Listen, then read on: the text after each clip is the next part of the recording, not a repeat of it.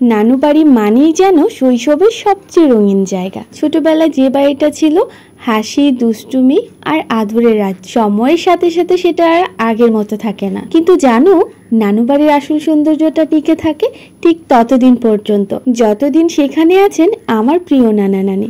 Hey everyone, welcome back to my another blog.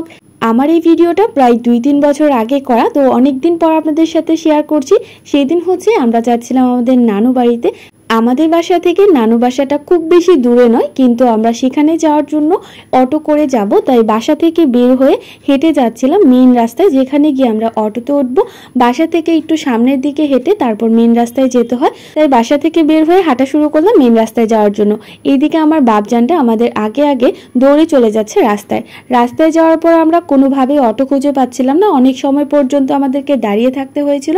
আর যে কারণে আমার বোনের ছেলে একদমই ক্লান্ত হয়ে গেছে। তারা রাস্তায় অলরেডি বসে পড়েছে অটোর জন্য অপেক্ষা করতে করতে। যেই পথ পাড়ি দেওয়ার জন্য অটোর জন্য রাস্তায় এত সময় ধরে অপেক্ষা করছি, একটা সময় ছিল এই পথ বারবার হেঁটে নানু বাড়ি যেতাম আর আসতাম। এমনও হয়েছে দিনে 2-3 বার করে হেঁটে দৌড়ে চলে যেতাম নানু বাড়িতে, আবার হেঁটে বাসায় চলে আসতাম। অথচ সেই একই পথ পাড়ি দেওয়ার জন্য কত সময় ধরে আমরা রাস্তায় অটোর জন্য অপেক্ষা করছি। কারণ এখন সময়টাই এরকম হয়ে গেছে, আমরা অটো ছাড়া, গাড়ি ছাড়া যেন এক পাও সামনের দিকে হেঁটে যেতে পারি না। তো এত সময় ধরে যেখানে আসার জন্য অপেক্ষা করলাম, সবশেষে চলে আসলাম আমার নানু বাসায়। এই যে নানু বাড়িটা এখন কিন্তু অনেক পরিবর্তন হয়ে গেছে। আমরা যখন ছোট ছিলাম তখন কিন্তু নানু বাড়িতে বড় বড় বিল্ডিং ছিল না, কিন্তু ছিল আমাদের অনেক হাসি, আনন্দ আর হই হুল্লো, আড্ডা।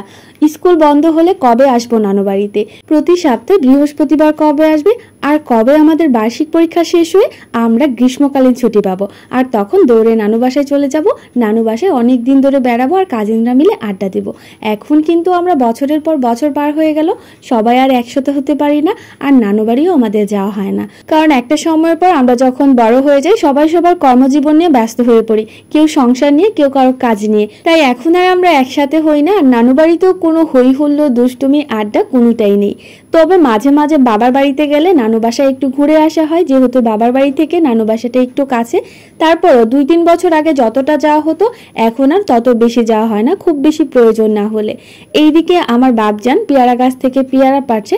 আমার ছোট মামি একটা পেয়ারা গাছ লাগিয়েছে। পেয়ারা গাছের পেয়ারাগুলো অসম্ভব পরিমাণে মিষ্টি ছিল। প্রথমে খুব লাফালাফি করেছিল উপরের পেয়ারাগুলো পেরে নেওয়ার জন্য, কিন্তু চেষ্টা করে সে একদমই ব্যর্থ হয়েছে। তাই নিচের দিকে একটা পেয়ারা ছিল, সেটা সে আমার জন্য খুব কষ্ট করে পেরে নিয়ে আসে। বাসার সামনে অনেক ধরনের গাছ লাগানো হয়েছে, ফুল গাছ, মালটা গাছ। কিছুক্ষণ আগে একটা ভিডিওতে দেখতেই পেরেছেন, মালটা গাছে সুন্দর একটা মালটাও ধরেছে। তো সব শেষে আমার বাবা পেয়ারাটা পেরে নিয়ে এসেছে। পেয়ারাটা খাওয়ার পরে আমার কাছে অনেক বেশি ভালো লেগেছিল। এখন চলে যাব আমরা বড় মামার বাসার ছাদে।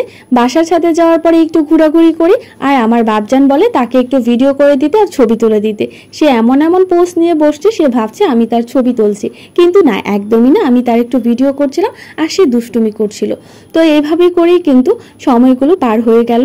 আমাদের বাসায় যাওয়ারও সময় হয়ে গেছে। ছোটবেলার সেই নানু বাড়িটা সত্যি খুব মিস করি, আরো বেশি মিস করি আমার নানাকে। এখন নানু আছে তাই হয়তোবা মাঝে মাঝে যাওয়া হয়, নানু না থাকলে হয়তোবা আমাদের আরো একদমই যাওয়া হবে না। কিন্তু আমার নানা, তাকে অনেক বেশি মিস করি। এই যে বাসা বাড়ির এত পরিবর্তন, কোনোটাই আমার নানা দেখে যেতে পারেনি।